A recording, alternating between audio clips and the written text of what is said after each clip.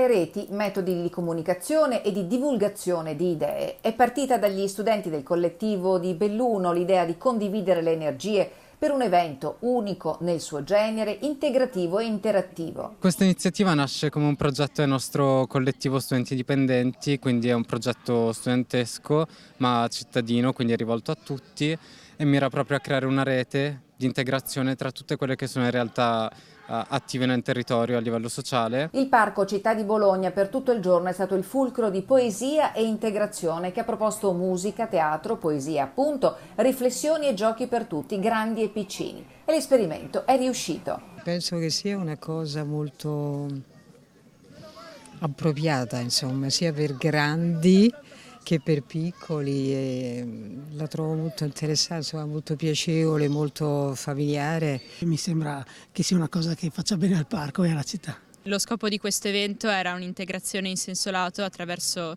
l'arte, la poesia in particolare, per coinvolgere più persone possibili di qualsiasi contesto sociale, piuttosto che qualsiasi età e qualsiasi situazione. Tra le associazioni che hanno aderito alla giornata anche la rete bellunese di Non Una di Meno. Il nostro significato è portare avanti tutto quello che a livello internazionale è la difesa dei diritti di tutti, non solo delle donne ma di tutti, e a livello invece territoriale i diritti sui quali possiamo agire.